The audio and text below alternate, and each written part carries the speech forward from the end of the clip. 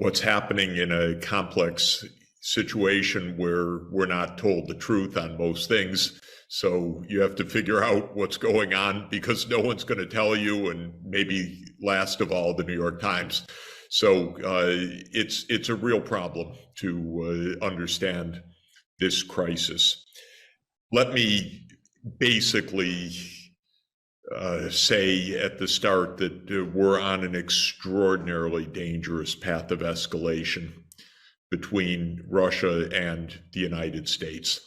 And the war in Ukraine is largely, in my opinion, a proxy war.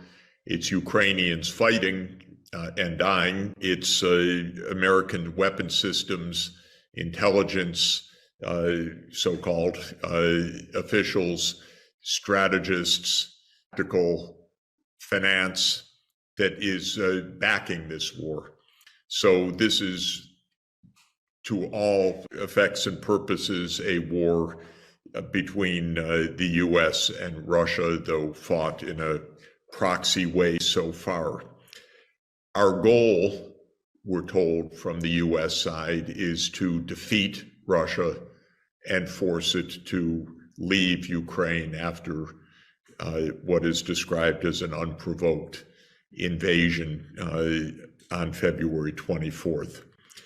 I think there were lots of provocations, so the situation's more complicated, but let me just start with the desired outcome. I don't understand it. I don't understand how it could conceivably be achieved. We think that weapon systems and sanctions and fighting will wear down Putin or get him overthrown, and something will change and Russia will go home because they realize that this is not worth it for them. And maybe the US model, and by US, I don't mean us, the American people, we have no part in any of this. The model of those who are prosecuting the US side of this is that it's like Afghanistan or Vietnam was for the United States, that after it gets sufficiently bloody and useless, you just go home. I think there's a huge difference, which is that from Putin's perspective, but I think it's more general than that. It's not just one person.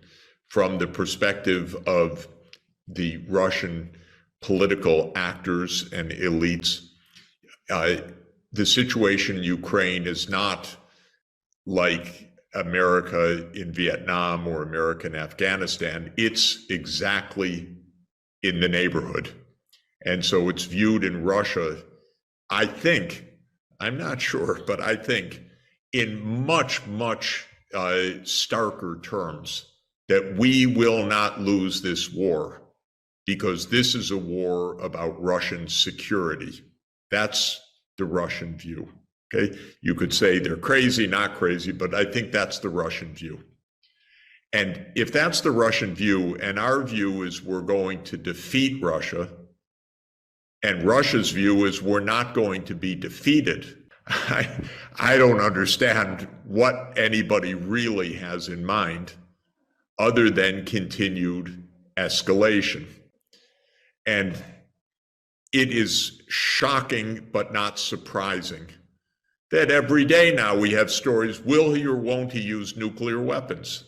As if this is just another casual story in some newspaper column, as opposed to the existential threat to our survival, which it is. So I believe we don't have a plan. I don't think we have a strategy. We want to defeat Russia, and yet Russia doesn't want to be defeated. And even if we could, which I have my doubts about, defeat Russia on conventional weapons basis, Russia has 1,600 active nuclear warheads and 6,000 warheads in total. So I don't understand what our idea is. And again, when I speak of our, it's not mine, it's not yours, I think. It's our government's. And I don't even know who's really responsible for this, but it's a very narrow group and it has almost nothing to do with the American people. And no one's been asked about it, and no one's been informed about it, and no one's been told about it. And yet here we are near the brink of nuclear war. And we are near the brink of nuclear war. That's true. So to my mind, we are in a wildly wrong-headed approach. Oh, how did we get here? Again, this is much contested. There are two very different narratives. One narrative is Putin has delusions of grandeur and thinks he's Peter the Great and he's going to recreate the Russian Empire. That's the American story we're told all the time. I have a very different view, which is that we got here because the United States just can't keep its goddamn nose out of anyone's backyard. And we kept pushing NATO enlargement. And I was there 32 years ago as advisor to Gorbachev, and then advisor to Yeltsin, and advisor to Kuchma, first president of independent Ukraine. And I was an advisor to Yatsenyuk just after the 2014 event. So I've watched this pretty close up for 32 years. And I think the US is the provocation. This does not play well in the US media. In fact, it doesn't play at all. I can't get an op-ed published in the US media. They're not interested. They don't want to have any debate at all. So I think it is absolutely true, by the way, that the US and Germany told Gorbachev in 1990. Gorbachev offered, by the way, to disband the Warsaw Pact. That came from Gorbachev. We said, if you disband the Warsaw Pact, we will not use the occasion to move NATO to the east. And that became a condition, actually, for German reunification. And it was absolutely explicit. Now, since our government lies about everything, the narrative is, oh, we never promised, which is not true. And there's a whole vast documentary record of the US promising no enlargement. Well, of course, as soon as the Soviet Union went away, we thought it was a juicy opportunity to enlarge NATO, and started with Poland, Hungary, Czech Republic, 1999, and then George W. Bush Jr.